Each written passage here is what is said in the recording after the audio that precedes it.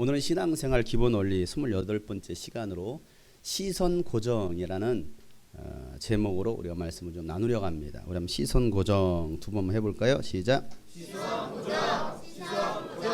네. 예수님 주변에는 항상 따르는 수많은 사람들이 있었습니다.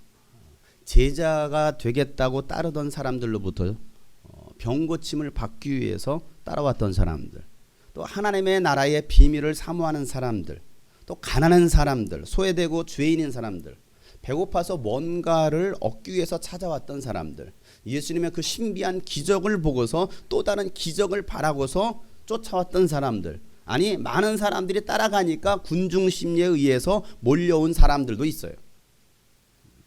오늘날도 그런 사람 많이 있을 거라고 생각합니다. 그런데 그런 사람들을 향하여서 예수님께서 이런 말씀을 하셔요. 마태복음 11장 7절부터 15절 몇 장만 넘기면 있죠. 마태복음 11장 7절부터 15절에 있는 말씀. 이들이 떠나갈 때에 예수께서 무리에게 요한을 두고 말씀하셨다. 수많은 무리들이 떠나갈 때 예수님께서 그 무리에게 요한을 두고 말씀하시기를 다 같이 읽겠습니다. 너희는 무엇을 보러 광야에 나갔더냐? 바람에 흔들리는 갈대냐? 아니면 무엇을 보러 나갔더냐? 화려한 옷을 입은 사람이냐? 화려한 옷을 입은 사람은 왕궁에 있다. 아니면 무엇을 보러 나갔더냐? 예언자를 보려고 나갔더냐? 그렇다. 내가 너에게 말한다. 그렇다. 그는 예언자보다 더 훌륭한 사람이다. 이 사람을 두고 성경에 기록하기를 보아라. 내가 내 심부름꾼을 너 앞서 보낸다. 그가 내 앞에서 내 길을 닦을 것이다 하였다. 내가 진정으로 너에게 말한다. 여자가 낳은 사람 가운데서 침례자 요한보다 더 큰 인물은 없었다. 그런데 하늘나라에서는 아무리 작은 이라도 요한보다 더 크다. 침례자 요한 때로부터 지금까지 하늘나라는 힘을 떨치고 있다. 그리고 힘을 쓰는 사람들이 그것을 차지한다. 모든 예언자와 율법서는 요한에 이르기까지 하늘나라가 올 것을 예언하였다. 너희가 그 예언을 기꺼이 받아들이려고 하면 요한 바로 그 사람이 오기로 되어 있는 엘리야이다. 들을 귀가 있는 사람은 들어라. 예수님의 말씀의 핵심이 이것이죠. 너희가 무엇을 보려고 광야에 나갔더냐? 광야에 뭐 볼 게 있더냐? 바람에 흔들리는 갈대를 보러 나갔느냐? 아니 모래 폭풍에 나뒹구는 그 갈대를 보기 위해서 광야에 나갔더냐? 아니면 화려한 옷을 입은 사람들을 보러 나갔더냐? 화려한 옷을 입은 사람들은 왕궁에 있다. 예언자를 보러 나갔더냐? 그렇다.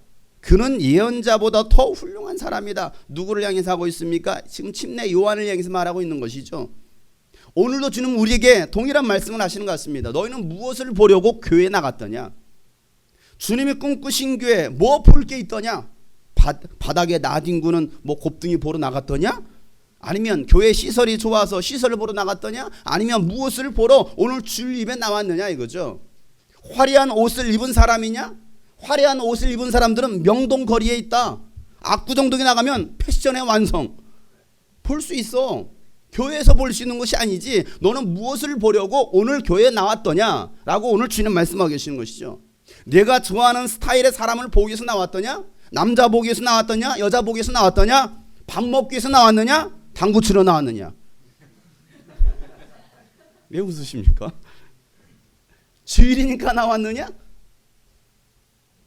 옆에 사람 보고 당신 왜 나오셨습니까? 물어보세요. 여러분 오늘 교회 왜 나오셨습니까? 무엇하러 나왔느냐 이거죠. 무엇하러 나왔느냐? 장용석 목사 보러 나왔느냐? 설교가 은혜가 있다고 해서 설교 들으러 나왔느냐? 무엇하러 나왔느냐 이거예요. 사람마다 교회를 다니는 목적, 예배에 나온 목적이 다 다릅니다. 여러분 목적이 발라야 되는데 목적이 엉뚱하면 좋은 열매를 기대할 수 없습니다. 왜 나왔느냐 이거죠. 왜 신앙생활하게 되었느냐 이거예요.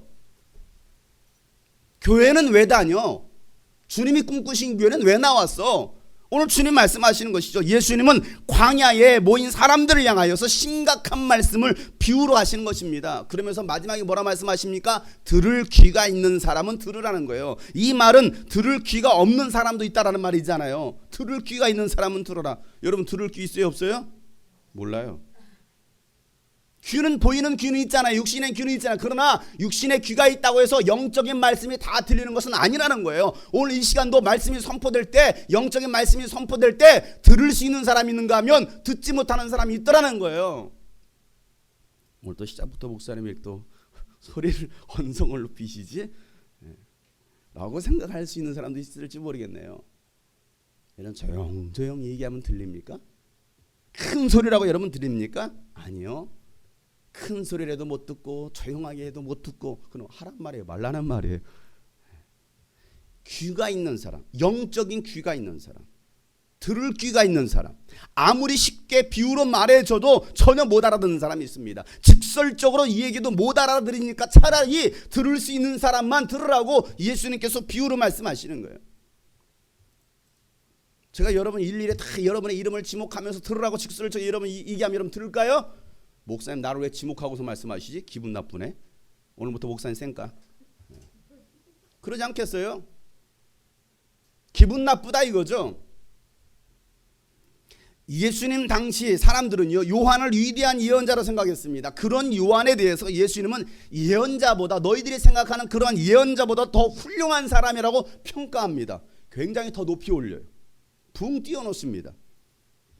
야 너희들이 생각했던 그 예언자보다도 더 훌륭한 사람이야. 그 이유가 무엇입니까? 10절 말씀에 보니까 메시아가 오실 수 있도록 넓고 평평하게 길을 닦아 놓을 사람, 하나님의 심부름꾼이기 때문에 그 어떤 사람보다도 가장 훌륭한 사람이다라고 얘기하고 있어요. 이스라엘 백성들이 그토록 기다렸던 메시아가 오실 길을 예비하고 메시아를 만난 마지막 예언자이기 때문에 그 어떤 예언자보다 더 훌륭하다라는 것을 예수는 말씀하시는 거예요. 자, 이스라엘 백성들은 예수를 메시아로 알고 있습니까? 몰라요. 그러나 예수님 자신은 알았단 말이에요. 침례 요한도 마찬가지입니다. 침례 요한은 오실 메시아가 편히 오실 수 있도록 길을 다 닦아놓은 사람이란 말이에요. 그러니까 예수님께서 말씀하시기 너희들이 생각한 그 예언자의 수준이 아니야. 그는 그보다도 훨씬 훌륭한 사람이야 라고 말씀하시는 것이죠. 여자가 낳은 사람 가운데 침례 요한보다도 더 큰 인물이 없다라는 거예요. 여자가 낳은 자 중에 여러분 누가 낳았어요? 여자가 낳았나요? 남자가 낳았나요? 여자가 낳은 자 중에 그보다도 더 훌륭한 사람이 없다. 그런데 여러분 그런데가 중요하죠. 그런데 반전이에요. 반전. 야 정말 그보다 훌륭한 사람이 없어. 그런데 하나님의 나라에서는 아무리 작은 사람이라 할지라도 침례 요한보다 더 크다고 예수님 말씀하십니다. 예수님께서는 이 말씀을 하시고자 했던 거예요. 자, 이 말씀을 깨달을 수 있는 사람이 얼마나 있겠느냐는 거죠. 도대체 무슨 말이야? 여자가 낳은 자 중에 침례 요한보다 큰 자가 없어. 그런데 말이야 하나님의 나라는 침례 요한보다도 아무리 지극히 보잘것없는 사람이라 할지라도 침례 요한보다도 크다? 높은 자가 되라고 말씀하셔요. 침례 요한 이후에 하나님 나라는 힘을 쓰는 사람이 그것을 차지할 것이라고 말씀하십니다. 가만히 있다고 저절로 하나님 나라에 들어갈 수 있는 것이 아니라는 것입니다. 침노하는 자, 빼앗는 자, 내 것으로 만들려고 하는 자가 천국을 차지할 수 있다라고 말씀하시는 거예요. 여러분 천국은 누구의 것입니까? 교회 다니는 사람의 것입니까? 아니라는 겁니다. 신앙경 30년자라는 것입니까? 그것도 아니라는 거예요. 누가 하나님의 나라를 차지할 수 있겠느냐는 거예요. 모태신앙이요? 아니라는 것이죠. 직분자요? 아니라는 것이죠. 천국은 아무나의 것이 아니라는 것입니다. 침례 요한 이후로는 쟁취하는 자의 것이다. 전투에서 뺏어오는 자의 것이다라고 예수님께서 말씀하십니다. 하나님은 쟁취하고자 하는 자에게 능력을 주시고 상과 면류관도 주십니다. 주일에 나와서 앉아 있다고 해서 얻을 수 있는 것이 아니라는 거예요. 여러분들 오늘 이 자리에 앉아 있지만 이 자리에는요 하나님의 나라를 차지할 수 있는 사람이 있는가 하면 멀리서 구경할 사람이 있다라는 사실입니다. 나는 과연 누구냐? 바깥 어두운 데 나가서 슬피 울면서 상 받는 자들을 지켜보고 있는 자가 될 것이냐 아니면 상 받는 자가 될 것이냐. 교회에 와 있다고 오늘 주일 예배 나왔다고 모두가 하나님의 나라를 차지하는 것은 아니라는 거예요. 예배에 성공하는 것은 아니라는 거예요. 자, 내 영혼아 하나님의 나라를 차지하자. 두 번만 시작. 내 영혼아 하나님의 나라를 찾아라. 내 영혼아 하나님의 나라를 찾아라. 그래요. 하나님의 나라를 차지할 수 있는 사람. 여러분 하나님의 나라를 얻기 위해서 뭐 하고 있습니까? 저와 여러분 하나님의 나라를 차지하기 위해서 여러분 뭐 하고 있나요? 세상에서도 돈 벌어보려고 내 생애 최초의 집 하나 마련해 보려고 바둥바둥거리며 살다가 시간 낭비하고 인생 낭비하고 아무것도 얻은 것이 없는 채 인생을 마감하는 사람이 있어요. 아니 이 땅의 것도 얻으려고 그렇게 몸부림치면 사는데 영원한 하나님의 나라를 얻기 위해서 우리는 무엇을 하고 있느냐 이거예요. 여러분 오늘 무엇을 보러 오셨습니까? 무엇을 얻으러 오셨습니까? 옷 잘 입은 자를 보려고 오셨습니까? 없네요. 명동으로 나가세요. 그 정도는 나가서 패션의 완성 나가세요. 여기서 볼 수 있는 게 아니에요. 여러분 뭐 교회 좋은 시설 때문에 오셨습니까? 뭐 장용성 목사 보기 위해서 오셨습니까? 그런 것들도 아니라는 것입니다. 우리가 봐야 할 중요한 것은 광야에 갈 때도 옷 잘 입은 자도 예언자도 아니었습니다. 우리를 구원할 예수님을 보라는 거예요. 나를 보라. 나를. 침례 요한이 아니다라는 것입니다. 여러분 예수님을 보지 못하기 때문에 시험 듭니다. 시설 보고 시험에 드는 거예요. 요즘 누가 개척교회 가려고 합니까? 시설 잘 되어 있는 훌륭한 교회로 가려고 하죠. 뭐 볼 게 딱 여러분 지하교회로 들어옵니까? 장마철에는 비세지, 겨울에는 춥지, 여름에는 덥지, 봄가을에는 곱둥이가 뛰어놀지. 뭐가 여러분 아쉽다고 여러분 이런 지하 상가 교회를 다니겠어요? 제대로 갖춰진 것도 없죠. 분위기 좋은 카페가 있는 것도 아닙니다. 사람은 있나요? 사람도 별로 없어요. 뭐 볼 게 있느냐는 것이죠. 그나마 있는 사람 보다가 뭐예요? 시험 들어요. 그나마도 몇 사람 없는데도 그나마 그 몇 사람 없는 사람 보다가 시험 드는 사람이 있네. 그래서 교회 나갑니다. 목사도 마음에 안 들고 사모도 마음에 안 들고 어른들을 봐도 청년들을 봐도 마음에 드는 사람이 없어요. 자기는 얼마나 마음에 드는 사람이라. 생각해 보세요. 여러분 스스로는 얼마나 마음에 드십니까? 스스로는 그렇게 마음에 드시고 만족이 되셔서 여러분 다른 사람들을 보면서 너는 마음에 들지 않아 라고 말하고 있나요? 조금만 서운하면요 시험 들어요. 그래서 교회 나가버려요. 마주쳐도요 얼굴도 안 보려고 합니다. 같이 화해주라도 한잔 해야 풀어질까요? 우리 한잔하자. 화 풀자. 뭐 교회에서 뭐 그럴 수 있나? 2차 3차 노래방 단란주점이라도 가야 됩니까? 그래 여러분 풀어집니까? 예수를 믿는다는 사람들이 세상 사람보다도 더 마음이 밴댕이 속이에요. 속도 없어요. 속도 없어. 예수님의 마음이 없습니다. 그러다 예수님의 여러분 얼굴 안 보시면 어떻게 하시겠어요? 심각하잖아요. 신앙생활은 사람을 보는 것도 환경을 보는 것도 예언자를 보는 것도 아닙니다. 나를 구원하셔서 생명을 주신 예수 그리스도를 바라보는 것입니다. 예수님을 바라보지 않으면 그냥 넘어지는 거예요. 쉬워요. 아주 쉽습니다. 그래서 히브리서 12장 2절 말씀에 믿음의 창시자여 완성자이신 예수를 바라봅시다. 그는 자기 앞에 놓여있는 기쁨을 내다보고서 부끄러움을 마음에 두지 않으시고 십자가를 참으셨습니다. 그리하여 그는 하나님 보좌 오른쪽에 앉으셨습니다. 믿음의 창시자가 되시고 우리의 믿음을 완성시켜 주시는 예수님을 바라보라는 거예요. 누굴 바라볼 것이냐? 예수님만 바라봐라. 예수님만을 바라볼 때 하나님 나라에 들어갈 수 있다는 것입니다. 여러분 왜 죄의 유혹을 이기지 못할까요? 예수님을 보지 못하니까 그래요. 예수님의 눈에 보이면 나 때문에 나의 죄 때문에 피를 철철 흘리시는 그 예수님을 보면 죄를 지키느냐 이 말이에요. 나에게 영원한 생명을 주시려고 부활하신 그 예수님을 보면 죄 지켰습니까? 나를 데리러 오시는 그 예수님을 바라보면 죄 지켰느냐 이거 타락하겠느냐 이거예요. 주님을 떠날 수 있겠느냐는 거예요. 여러분 왜 신앙생활에 재미없습니까? 예수님을 보지 못하니까 재미가 없는 거예요. 교회를 다녀도 별로 재미없어. 기도도 따분하지, 말씀 시간도 따분하지. 신앙생활이 얼마나 재미없습니까? 그러니까 종교인이 되어서 의식적으로 의무감 때문에 교회에 다녀주는 사람들. 왜 이스라엘 백성들이 예수님을 십자가 못 박아 죽였습니까? 예수님이 누구신지 제대로 보지 못했기 때문에 그래요. 예수님을 보지 못하면 죽이는 거예요. 배신하고 떠납니다. 기껏 은 30냥에 팔아치워버려요. 그 몇 푼 되지도 않는 노예 한 사람 값, 그 한 사람 값 지불하고 예수님을 팔아버리는 사람. 뭐 하지 못하니까, 예수님을 제대로 보지 못하니까. 돈 때문에 신앙생활 접는 사람 많습니다. 돈 때문에 주일 성수하지 못하는 사람 많아요. 예수님을 제대로 보지 못하니까 제대로 하는 사람들을 핍박하고 비웃는 겁니다. 예수님을 제대로 보면 신앙생활을 그렇게 할 수 없죠. 정말 예수님, 살아계신 예수님을 제대로 알면 그런 식으로 신앙생활을 할 수 없죠. 신앙생활은 예수님을 바라보는 거예요. 우리의 시선을 하나님께로, 예수님께로 향하는 것입니다. 십자가에 달리신 예수 그리스도를 바라보라. 나를 위하여 피 흘리신 예수를 바라보라. 나를 위해 고통과 저주를 당하신 예수를 바라보라. 이게 오늘 주님께서 우리에게 하시는 말씀이죠. 텔레비전만 바라보지 마시고, 스마트폰만 바라보지 마시고, 돈만 바라보지 마시고 예수 그리스도를 바라보시길 바랍니다. 아멘만 하지 마시고 그렇게 사시기를 결단하시길 바랍니다. 아멘은 잘해. 아멘.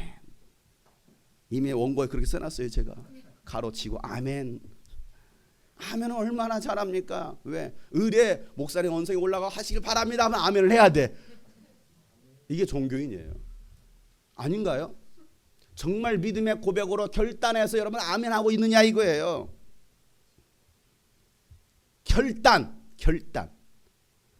결단이라는 한자 찾아봤어요. 도대체 무슨 뜻이 있을까? 결단, 빨리 끊어버리겠다라는 거예요. 결단이라는 거예요. 내가 결단할 거야, 빨리 끊어버린다라는 거예요. 아니라고 생각하면 빨리 끊어버리라는 것입니다. 살려면 빨리 끊는 길밖에 없는 거예요. 코미디언 고 이주일 씨가 죽기 전에 공익광고 한 편을 찍었습니다. 그때 몰랐습니다. 담배 때문에 고통스러운 호흡과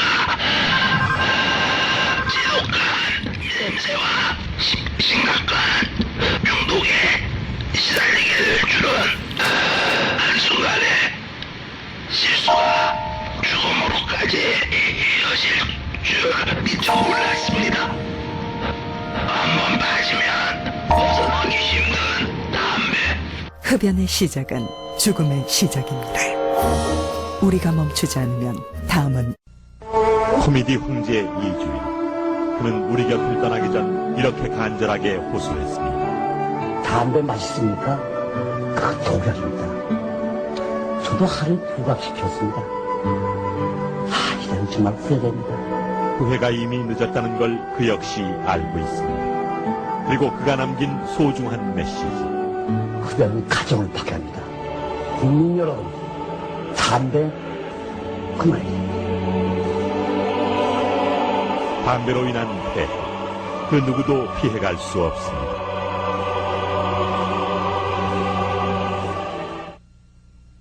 여러분 살려면 빨리 끊어야 돼요. 담배 끊어야 됩니다. 술 끊어야 됩니다. 도박 끊어야 됩니다. 게임 끊어야 됩니다. 마약 끊어야 됩니다.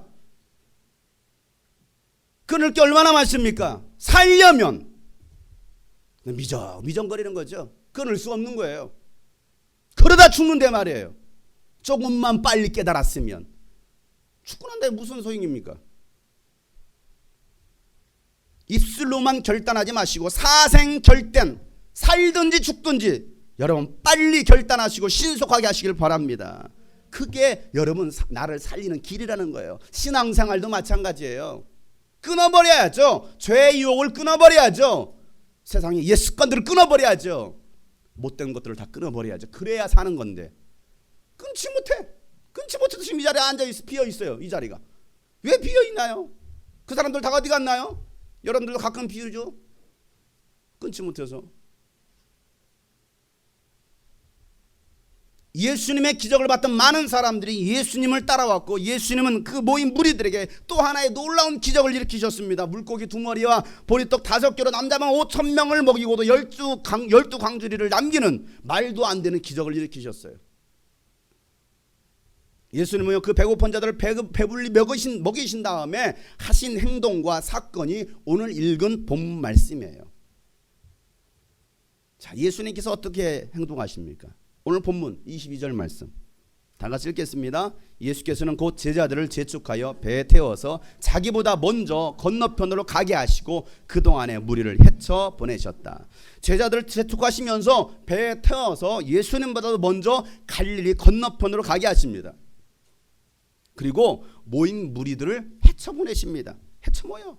내일 보자. 다 흩어져. 자, 그 시각이 언제입니까? 그 시각이 언제예요?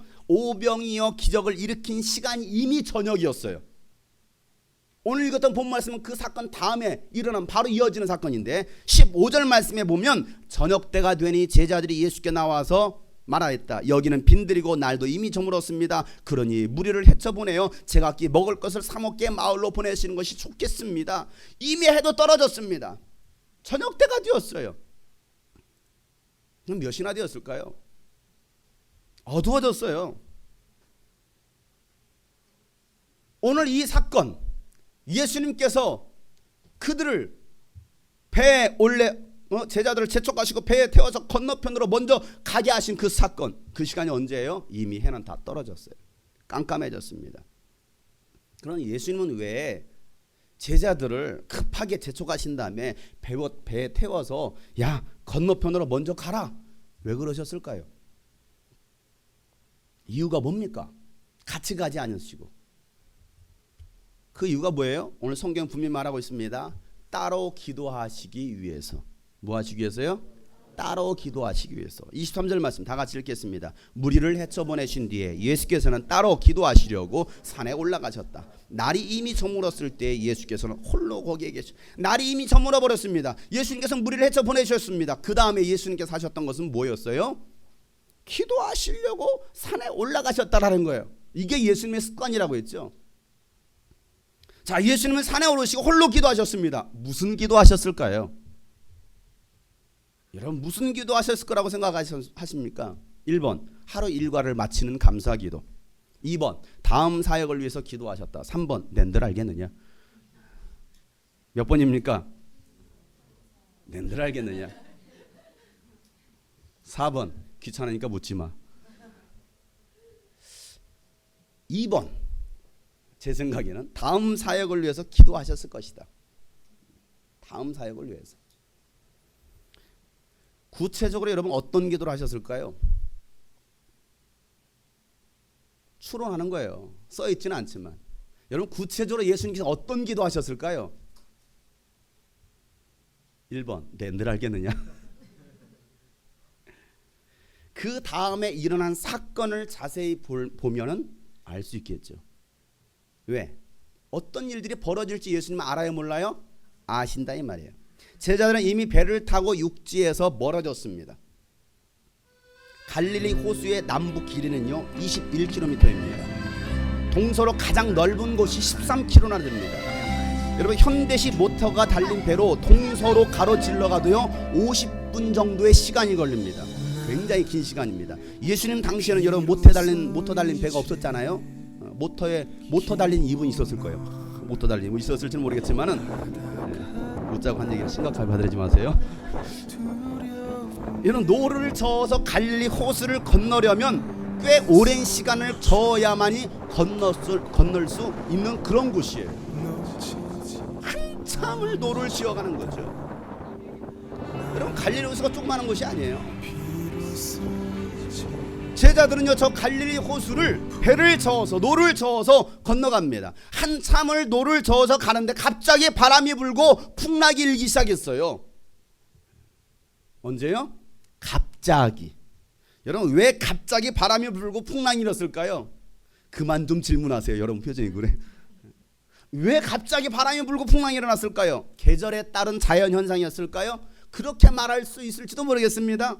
겨울에는요, 그래서 제가 현재 있는 이스라엘에 있는 장세 목사가 어제 밤에 새벽 4시에 문자를 보내가지고 물어봤어요.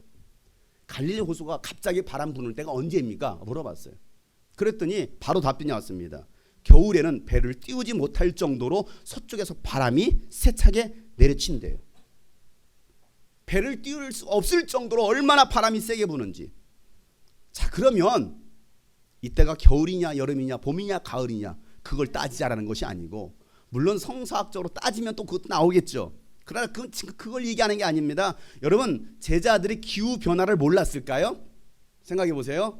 배를 탄 사람 중 4분의 1은요 해양업에 종사했던 바닷사람들입니다. 전문가들이었어요. 대표적인 누구예요? 베드로죠. 베드로는요 어부로 타고난 사람이에요.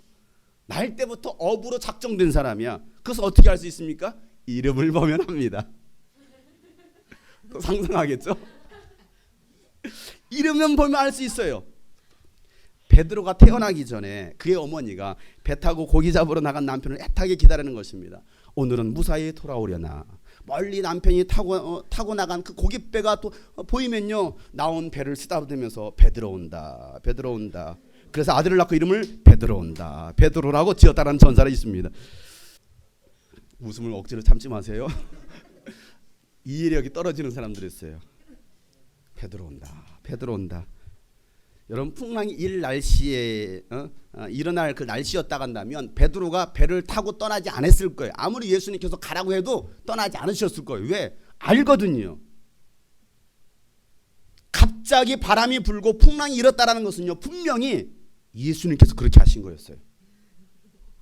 예수님의 행동이 수상해요. 정말 수상해요. 오늘 제가 이 성경을 연구하면서 정말 예수님의 행동이 수상했다라는 걸 알았습니다. 왜? 배고픈 사람들 배불리 먹인 다음에요 제자들 급하게 배워 태워서 빨리 바다를 건너가라 말씀하십니다. 그리고 사람들을 확 틀어버렸습니다. 그 다음에 예수님께서 쏙 빠지신 다음에 산에 올라가신 다음에 뭐 하셨습니다? 뭐 하셨어요? 기도하셨어요. 뭐라고 기도하셨을 거예요? 베드로 온다, 베드로 온다, 배 떠난다, 바람이 분다, 풍랑이 친다, 배 멀리 쩐다, 먹은 거 다 토 나온다. 여러분, 배불리 먹은 다음에 배 태워보세요. 그리고 풍랑이 일입니다. 어떤 현상이 일어날까요? 좋겠죠. 아니, 바람과 풍랑을 잠잠케 하신 예수님께서 바람과 풍랑도 일어나게 하지 않으시겠어요? 생각해 보세요. 바람과 풍랑을 잠잠케 하시는 예수님께서 멀쩡한 바다, 바람아 불어라, 바람이 불지 않겠어요? 그냥 멀리 산에 올라가시는 거예요. 제자, 저기 배 가는구나. 그래, 가운데쯤 갔네. 이때다. 바람아 불어라. 저쪽에서 바람이 대기하고 있는 거죠. 예수님의 명령이 떨어질 때까지. 예수님의 명령이 떨어진 거 뭐합니까? 갑자기 돌풍이 부는 거예요. 파도가 막 일어나는 거예요. 배는 뭐합니까? 출렁거리는 거죠. 여러분, 왜 예수님께서 그렇게 하셨을 거라고 생각하십니까? 물론 성경에 그렇게 하셨다라고 써있지는 않아요. 또 목사님 또 성경 없는 얘기에 지어내서 하시네. 그렇게만 생각하지 마시고 우리가 한번 생각해 보자 이거죠. 시험하시는 것이죠. 믿음의 테스트를 보시는 거예요. 여러분의 인생 가운데 예수님은요 바람과 풍랑도 잠잠케 하실 수 있으십니다. 그러나 때로는 바람과 풍랑도 일어나게도 하실 수 있다라는 것을 아셔야 돼요. 예수님께서 내 인생에 찾아오셔서 바람을 일게 하십니다. 풍랑을 일게 하시는 거예요. 여러분, 잠잠한 것만 기대하지 마세요. 바람도 붑니다. 파도도 칩니다. 풍랑도 일어납니다. 밀물이 있으면 여러분 썰물이 있기 마련입니다. 여러분 인생에 너무 잔잔한 것만 기대하지 마세요. 예수님 축복해 주세요. 평안을 주세요. 우리는 너무나 잔잔한 것만을 기대합니다. 너무나 좋은 것만을 기대하는 거예요. 예수님이 가끔 심심하시면요 바람을 부시고 파도도 치게 하실 거예요. 여러분의 인생 가운데. 그래서 부실한 과실은요 다 떨어지게 하실 것입니다. 양과 염소를 가르실 것입니다. 알곡과 쭉정이를 골라내실 거예요. 예수님께서 믿음을 테스트하시는 이유입니다. 마태복음 25장 31절부터 33절 말씀 이렇게 말씀하십니다. 인자가 모든 천사와 더불어 영광에 둘러싸여서 올 때에 그는 자기의 영광을 보자 앉을 것이다. 그는 모든 민족을 그의 앞에 불러 모아 목자가 양과 염소를 가르듯이 그들을 갈라서 뭐 해서요? 갈라서 양은 오른쪽에 염소는 왼쪽에 세울 것이다. 예수님께서 가르시는 작업을 하실 것입니다. 지금요 가르시는 작업하시는 때예요. 진짜와 가짜를 골라내십니다. 진짜 교회와 가짜 교회를 골라내십니다. 진짜 성도와 가짜 성도를 골라내십니다. 양과 염소를 골라내신다는 사실에 왜 예수님의 재림의 때가 임박했기 때문에 그래요. 누가복음 3장 17절 말씀에 보면 그는 자기의 타작마당을 깨끗이 하려고 손에 키를 들었으니 알곡은 곳간에 모아드리고 쭉정이는 꺼지지 않는 불에 태우실 것이다. 그가 누구입니까? 예수님이에요. 예수님 손에 키가 들렸다라는 거예요. 그래서 알곡은 모아드리고 쭉정이는 밖으로 내비는 거예요. 여러분 퀴즈를 해봤나요? 어렸을 때 엄마가 시키는 거예요. 그러면 또 가가지고 여러분 바람 이렇게 붑니다. 그럼 어떻게 됩니까? 돌아서서 해야 맞아요. 바람 부는 줄 해보세요. 자기 얼굴에 먼지와 모든 쭉정이 다 날라와요. 예수님 손에는 키가 들렸다라는 거예요. 무슨 키요? 알곡과 쭉정이를 갈라내는 키가 들렸다라는 거예요. 나는 알곡이냐 쭉정이냐 이거예요. 여러분은 알곡 신앙입니까? 쭉정이 신앙입니까? 진짜입니까? 가짜입니까? 종교인입니까? 신앙인입니까? 예배자입니까? 예배 참석자입니까? 예수님은 제자들을 지켜보십니다. 그런 상황에서 그들은 어떻게 대처하시는가를 보시는 거죠. 바다의 전문가라고 나섰던 사람들, 여러 분야의 전문가들이 그곳에 다 모여 있습니다. 갑작스런 돌발 상황에 자신들이 할 수 있는 방법을 다 동원해서 해결해 보려고 했을 것입니다. 배물이 들어오니까 뭐합니까? 물로 다 퍼내봤지 않았겠어요? 무거운 물건도 다 바다에 던져봅니다. 중심을 잡아보려고도 했을 것입니다. 할 수 있는 모든 방법을 다 써봤을 것입니다. 그런데도 안 되는 걸. 그런데도 안 되는 거예요. 아니, 전문가여도 해결할 수 없는 문제들이 있더라는 사실이죠. 내가 전문가라고 생각했는데 내가 해결할 수 있는 문제가 있더라 이거예요. 나는 스스로 똑똑하다라고 생각했는데 내가 해결할 수 있는 문제가 없다라는 거예요. 내가 모든 것을 다 갖췄다라고 생각했는데 내가 할 수 없는 일들이 있더라는 사실이에요. 여러분 다 할 수 있나요? 여러분 스스로 모든 걸 다 해결해 나갈 수 있나요? 여러분의 인생을 여러분 스스로 다 해서 나갈 수 있나요? 여러분의 인생에 커다란 문제가 생겼을 때 여러분 어떻게 하십니까? 여러분이 가지고 있는 지식과 경험을 가지고 해결하십니까? 사람을 의지하십니까? 돈이 해결해 주나요? 다른 방법론을 찾고 계시지 않습니까? 또 다른 뭔가를 찾아서 해보려고. 여러분 인생의 전문가는 내가 아니라 나를 지으신 예수님이십니다. 나를 제일 잘 아시는 분은 하나님이십니다. 하나님께 나의 인생을 맡길 때 그 인생은 실패하지 않는 거예요. 그런데 우리는요 여전히 나를 만드신 하나님께, 내 생명의 주인 되신 예수님께 내 인생을 맡기지 않아요. 내 멋대로, 내가 하고 싶은 대로, 내 생각대로, 내 계획대로. 제자들은 밤새 풍랑과 씨름합니다. 언제까지 합니까? 새벽까지 합니다. 생각해 보세요. 밤중이 되었습니다. 해가 떨어져서 출근해보면 저녁 8시에서 9시 정도 되었을 겁니다. 저녁 8시에서 9시, 이른 새벽이라고 했을 때는요 4시에서 5시 사이입니다. 몇 시간이에요? 계산이 안 돼요? 예? 적어도 7, 8시간. 여러분 7, 8시간 동안 모아서 그 갈릴리 호수를 다 이미 건너갔어서 남을 시간인데 뭐하고 있어? 여전히 그 풍랑 한가운데서 헤매고 있는 거야. 그치지가 않았어요. 배멀미하고 거기서 토하고 토한 데서 뒹굴고 막 그러고 있는 거야. 그게 우리들의 인생 아니냐 이거예요. 제자들 아니냐 이거예요.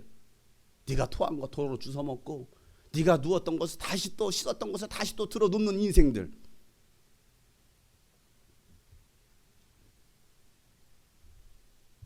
마태복음 14장 25절 말씀에 이른 새벽에 예수께서 바다 위로 걸어서 제자들에게 가셨다. 언제요? 시간이? 이른 새벽입니다. 밤새 수고해봤지만 그들은 여전히 그 바다 한가운데 풍랑과 함께 고통당하고 있습니다. 내 인생의 고난과 아픔과 환난 중에 해결의 기미는 좀처럼 보이지 않아요. 여전히 바다 한가운데 풍랑을 만난 채 앞으로도 갈 수 없고 뒤로도 갈 수 없는 깜깜한 그 고난의 밤을 항해하는 분이 계실 거예요. 잘 가고 계십니까? 항해는 잘 되십니까? 목적지가 보입니까? 잘 살고 계십니까? 어때요 여러분? 여러분 인생의 항해의 여러 목적지가 보이고 있느냐 이 말이에요. 잘 가고 있느냐 이 말이에요. 큰 물결이 설레는 어두운 바다, 저 등대의 불빛도 희미한데 이 풍랑에 배쳐 항해하는 이 작은 배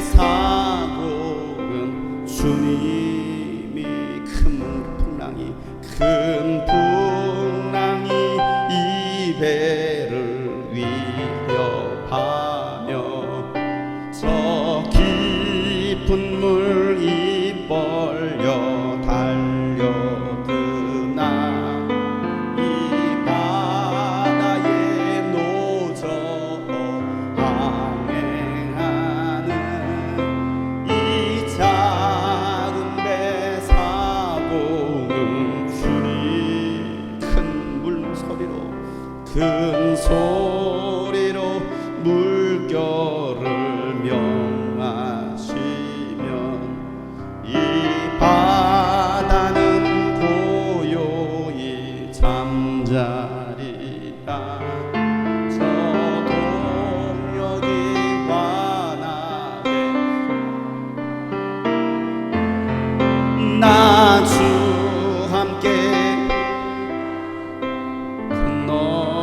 나 두려움 없네 나 두려움 없네 두려움 없구나 주 예수님 늘 깨어 계시구나 이 흉흉한 바다를 다 지나며 저 소망의 나라에 이르리라 큰 풍랑이 이 배를 위협하며 저 깊은 물 입 벌려 달려드나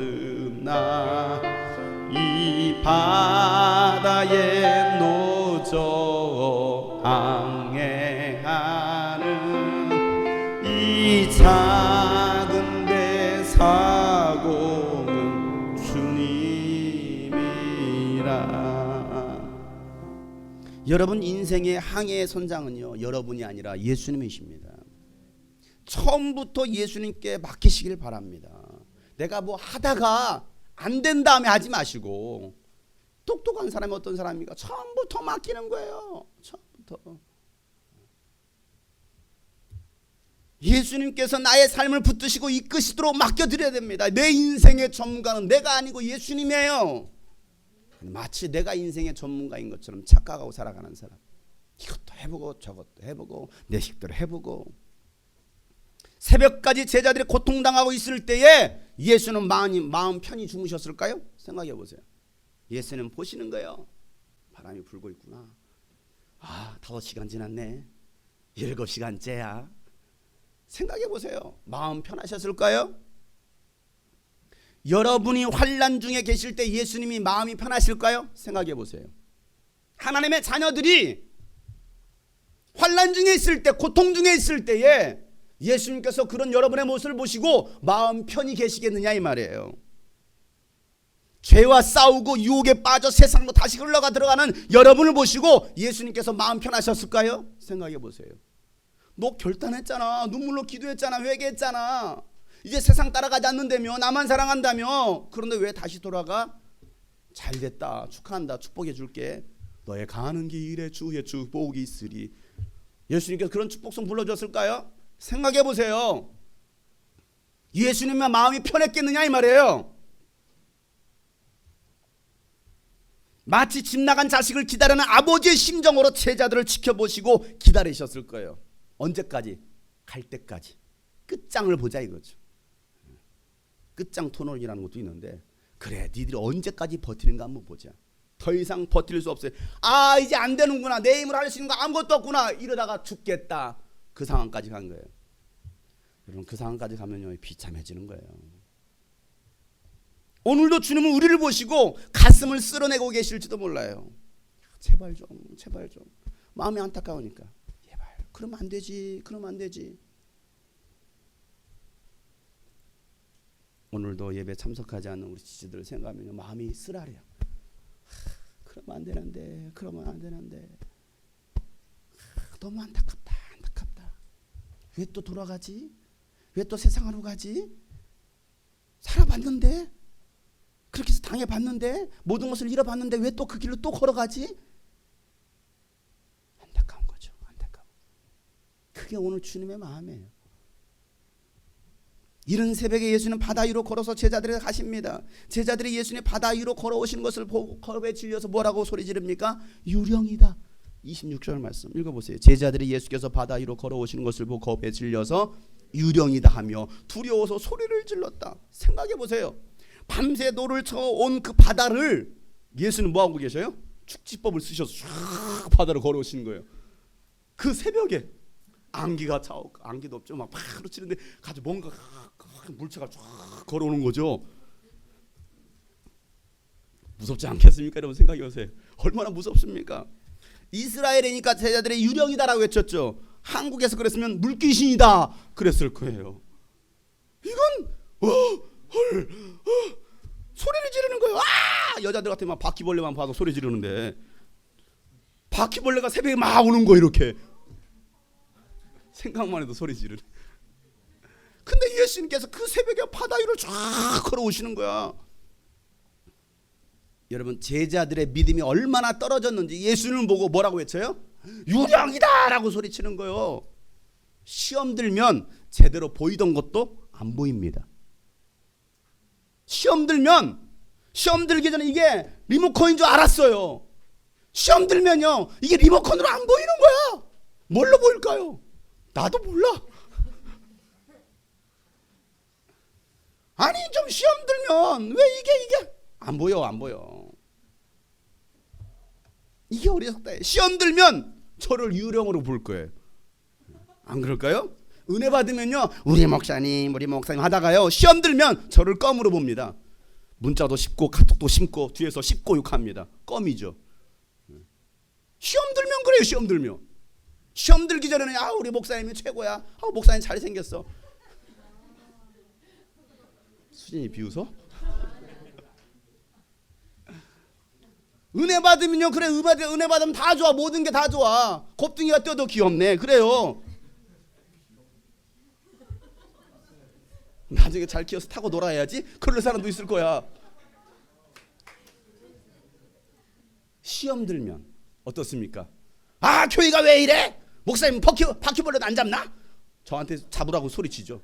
이게 좀 잡아요. 두려워서 소리 지르고 호들갑 떨고 있는 제자들에게 예수님 뭐라고 말씀하십니까? 안심하여라. 나다. 두려워하지 말라. 안심시키십니다. 고객님 많이 당하셨지요?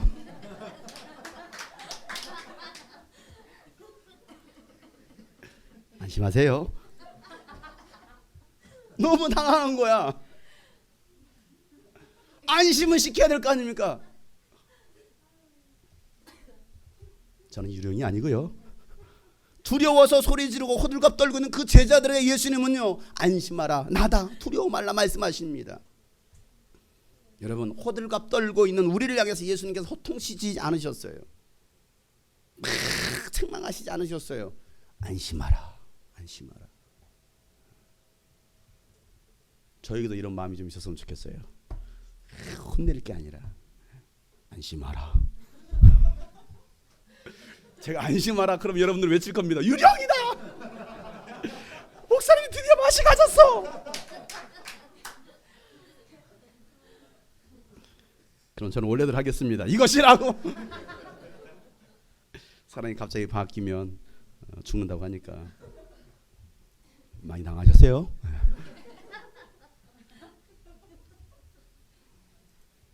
호통치지 않으셔요. 안심하다. 안심하라. 내니 두려워 말라. 나야. 베드로는요 주님이시면 나더러 물 위로 걸어서 오라고 명령하십시오 말을 합니다. 그때 예수님께서 뭐라고 말씀입니까? 오너라 이리 오너라 이리 와. 그 말씀을 듣자마자 베드로는 뭐합니까? 물 위로 뛰어가지고 뭐합니까? 걷는 거예요. 얘도 제정신이 아닌 거야. 밤새 배벌미에 시달렸지. 유령이 나타나가지고 나다 걸어와라 뭐 이러지. 그러니까 얘도 제정신이 아닌 거지. 물 위로 뛰어가지고 뭐 하는 거예요? 걷는 거야. 미친 거야 이게. 여러분 빨리 생각하세요. 여러분 과학적으로 생각해 보시고. 이건 있을 수 없는 일이야. 오라는 예수님도 그러고 오라고 외쳐달라고 말하는 베드로도 이상하고 뭐 이런 거죠. 이런 믿는 사람끼리 있으면요, 믿지 않는 사람 볼 때 이거 완전 사이비 집단. 안 그렇습니까? 제가 인천 앞바다에서 여러분 와라 걸어오겠습니까?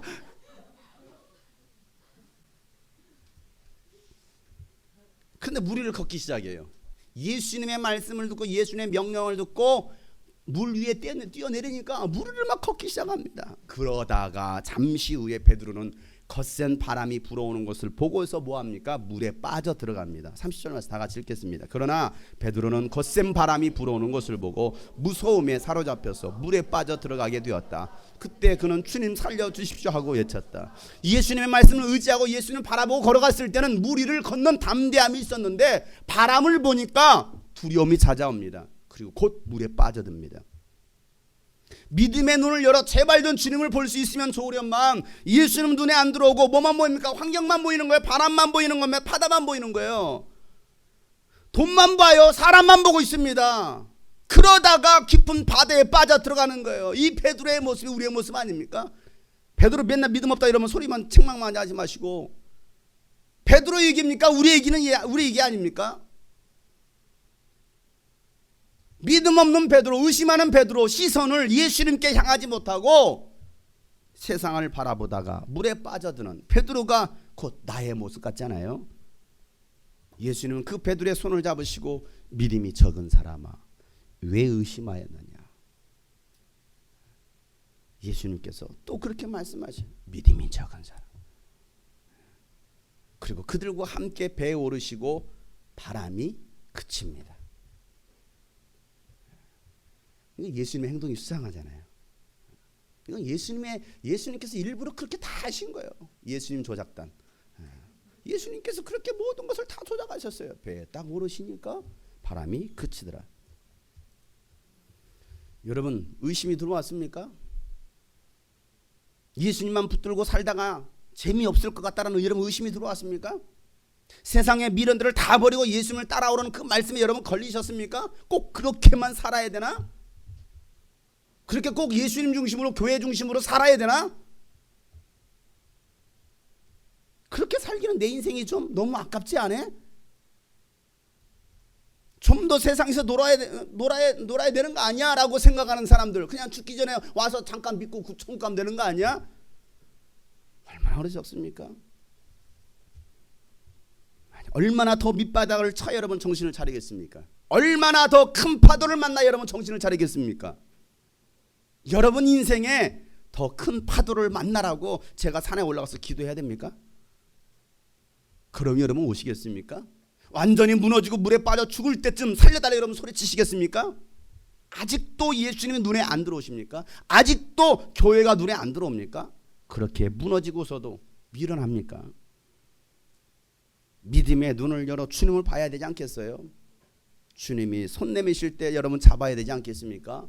더 큰 고난이 찾아오기 전에, 더 깊은 밤이 찾아오기 전에 주님을 바라봐야 되지 않겠습니까? 시선을 고정하라. 시선을 고정하라.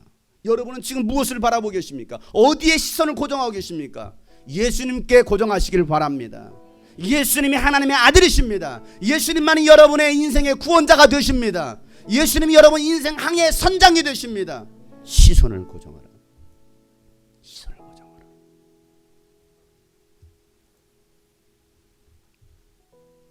바람 보고 파도 보다 보가 또 빠져들어요.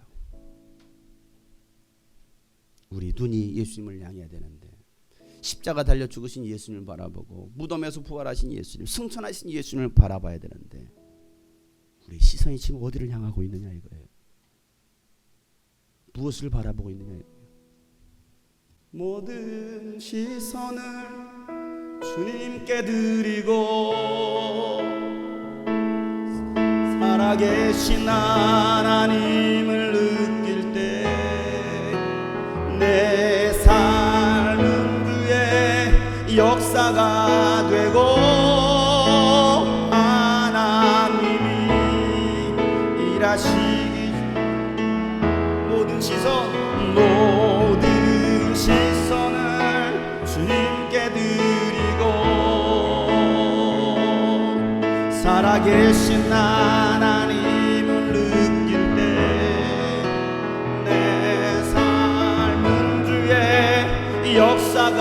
되고 하나님이 일하기 시작. 모든 시선을 주님께, 모든 시선을 주님께 드리고. 살아계신 하나님을 느껴보세요. 살아계신 하나님. 오늘도 주님은 여러분을 향해서 손을 내미십니다.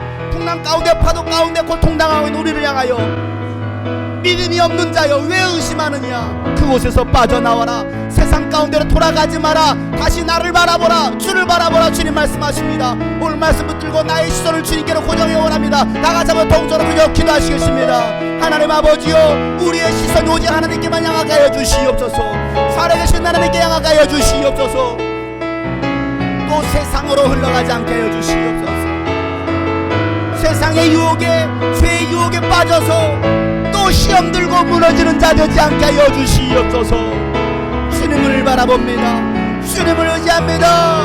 모든 시선을 주님께 드리고 살아계신 하나님을 느낄 때 내 삶은 주의 역사가 되고 일하기 시작. 기도하는 마음으로 모든 시선을 주님께 드리고 살아계신 하나님, 살아계신 하나님을 느끼. 내 삶은 주의 역사가 되고 내 삶은 주의 역사가 되고 하나님이 일하기 시작. 모든 시선, 모든 시선을 주님께 전능하신 하나님을 느낄 때에, 하신 하나님을 세상은 주의 나라가 되고 주의 나라가 되고 하나님이 일하기 시작하네. 내게로부터 눈을 들어, 내게로부터 눈을 들어 주를 보기 시작할 때 주의 일을 보겠네. 내 작은 마음 돌이키사, 내 작은 마음 돌이키사 하늘에 꿈꾸게 가네. 주님을 볼 때 내게로부터 눈을 들어 주를 보기 시작할 때에 시작할 때 주의 일을 보겠네. 내 작은 마음 돌이키고, 내 작은 마음 돌이키사 하늘에 꿈꾸게 하네. 주님을 볼 때 모든 시선을 주님께 드리고 살아계신 하나님을 느낄 때 내 삶은 주의 역사가 되고 하나님이 일하기 시작하네. 성령이 나를 변화시켜 모든 두려움 사라질 때, 성령이 나를 변화시켜 모든 두려움 사라질 때 주의 일을 보겠네. 황폐한 땅 한가운데서 주님만 알게 되리. 주님을 볼 때 모든 시선을 주님께 드리고 전능하신 하나님을 느낄 때 세상은 주님의 나라가 될 것입니다. 나라가 되고 하나님이 일하기 모든 시선을 주님께 드리고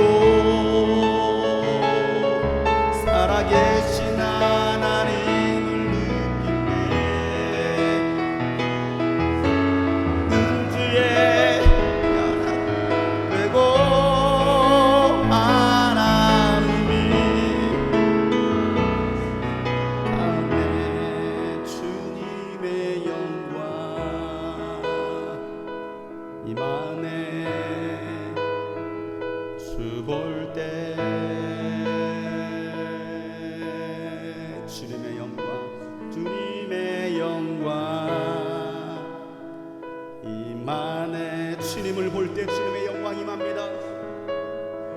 주님의 영광을 보기 원합니다. 주님의 영광, 주님의 영광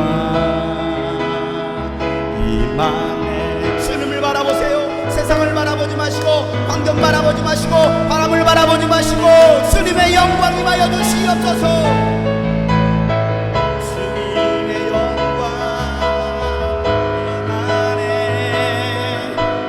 주님의 영광 내 삶 속에 임하여 주시옵소서.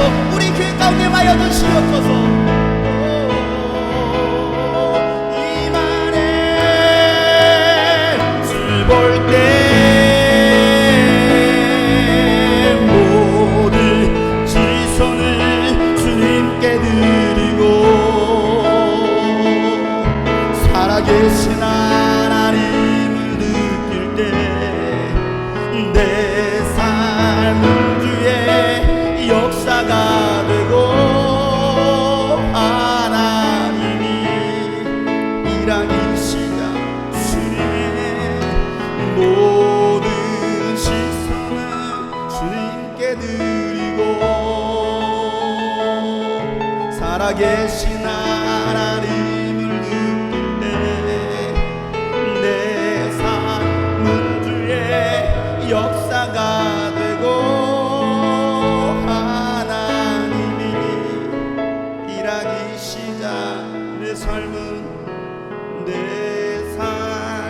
주의 역사가 되고, 하나님이 일하기 시작하네. 하나님이 일하기 시작하네. 하나님이 일하기 시작하네. 하나님, 우리의 시선이 예수님께만 향하기 원합니다. 우리의 시선이 예수님께만 고정되기를 원합니다. 또 어리석어서 세상을 바라보고, 헛된 것을 바라보고, 바람을 보고 두려워하고, 파도에 놀라서 예수님을 제대로 보지 못하는 어리석은 사람들 되지 않게 하여 주시옵소서. 주신 은혜를 기억하는 자들 되기 원합니다. 십자가에 달리신 예수를 바라보라. 무덤에서 부활하신 예수를 바라보라. 승천하시고 다시 오실 예수님을 바라보라. 하나님, 우리의 이 믿음이 변치 않게 하여 주시옵소서. 우리 모든 하나님의 사람들을 긍휼을 베풀어 주시옵소서. 예수 그리스도의 이름으로 기도하옵나이다. 이 시간에는 예수 믿고 구원받은 나는 누구인가? 예수님 피값으로 나를 사셨고 교회를 세우셨는데, 그런 사람들을 예수님은 예수님 짤이라고 말씀하셨는데, 나는 누구인가? 지난 3개월 동안 예수님 짤이 과정을 이수한 형제들이 있습니다. 이소라 자매 나와서 간증하고 수료하게 될 텐데요. 간증하고 특송하실 때에 여러분들이 준비한 예물을 하나님께 드리도록 하겠습니다. 간증하겠습니다. 저는 예수님 짤이 양육이 끝난 지 한참이 지난 뒤에 이 간증문을 씁니다. 그래서 책에서 본 내용들이 아니라 실제 삶을 바꾼 내용들만 간증할 수 있어서 좋은 것 같습니다. 이 양육 시간을 통해서 배우게 하시고 변하게 해주신 부분은 크게 두 가지로 나눌 수 있습니다. 첫 번째는 예수님 짤의 가치관에 관한 것입니다. 이 세상 모든 사람은 자신이 가치 있게 여기는 것을 따라 살아갑니다. 어떤 사람은 돈, 어떤 사람은 인기, 어떤 사람은 음식, 어떤 사람은 결혼.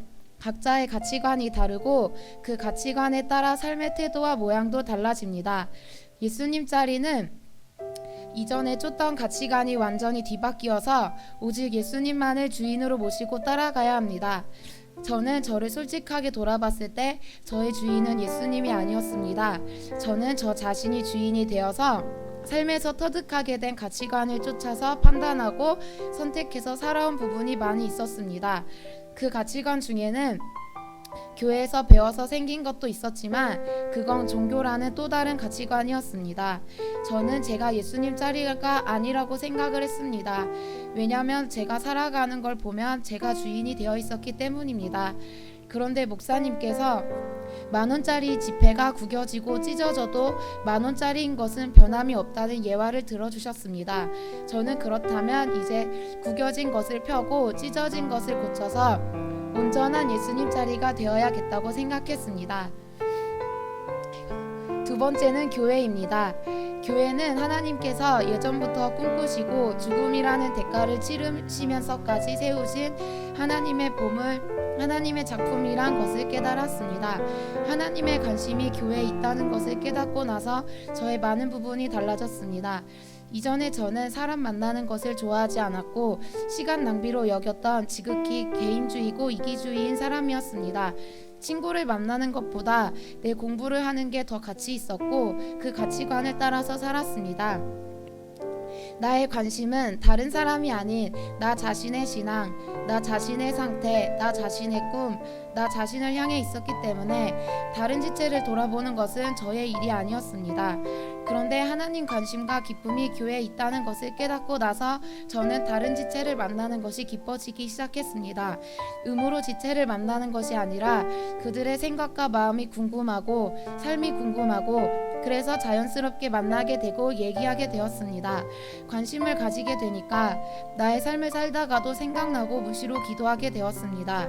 또 어떤 선택의 기로에 섰을 때 교회에 유익이 되는 것이 무엇인지가 기준이 되었습니다.